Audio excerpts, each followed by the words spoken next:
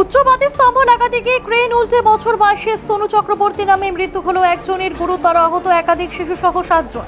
সোমবার হিরবাদ থানা এলাকার বহরামুড়ি গ্রামের ঘটনা।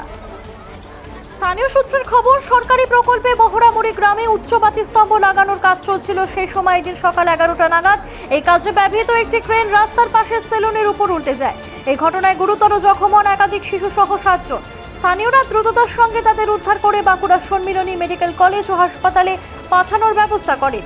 পরে সেখানে মৃত্যু হয় সোনু চক্রবর্তী।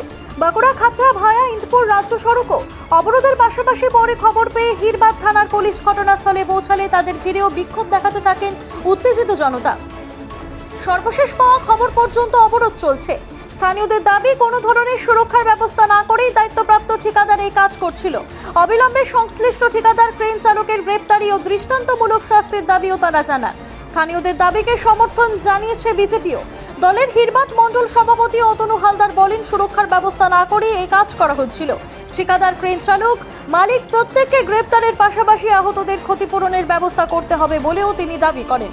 ঘটনাটা হয়েছিল, এখানে একটা হাইমাস্ট লাইট লাগানো হচ্ছিল এবং এই বড়ামুড়ি গ্রামে, এটা বড়ামুড়ি জিপির মধ্যে বড়ামুড়ি গ্রামে একটা হাইমাস্ট লাইট লাগানো হচ্ছিল এবং এই জায়গায় যে লাইটটা লাগানো হচ্ছিল তার উপযুক্ত নিরাপত্তা বা সুরক্ষা ব্যবস্থা না করে সম্পূর্ণ নিয়ম বহির্ভূতভাবে এটা এইভাবে কাজ করা হচ্ছে। একটা জনবহুল এলাকা, যে জায়গায় একটা নিরাপত্তার প্রয়োজন ছিল এবং সেই জায়গায় নিরাপত্তা না করে একটা বাজেভাবে এখানে কাজটা করার কারণে এই একটা বড়সড় দুর্ঘটনা ঘটেছে। এবং এখনো পর্যন্ত যা খবর আমাদের কাছে এখানে আছে যে হাসপাতালে 3টি ছেলের ডেথ হয়ে গেছে, খুব কম বয়সী ছেলে, এবং বাকি 4-5 জন এখনই ইনজুর হয়ে আছে এবং তাদের কি অবস্থা হবে তা এখন বলা যাবে না। সব উপরওয়ালার উপরেই এখন ভরসা, তাছাড়া আর আমাদের কিছু করার নেই। দেখতে পাই বড়ামুড়ি বাজারে একটা হাইমাস্ট লাইট টাঙানো হচ্ছিল, তো সেই জায়গা থেকে বিনা সেফটিতে লাগাচ্ছে এবং সেখানে একটা সেলুন থাকে, সেই সেলুনে উচ্চের ছেলে বসেছিল। বসার পরে হঠাৎ করে দেখা যায় সেই ছেলেগুলোর উপরে গায়ে পড়ে।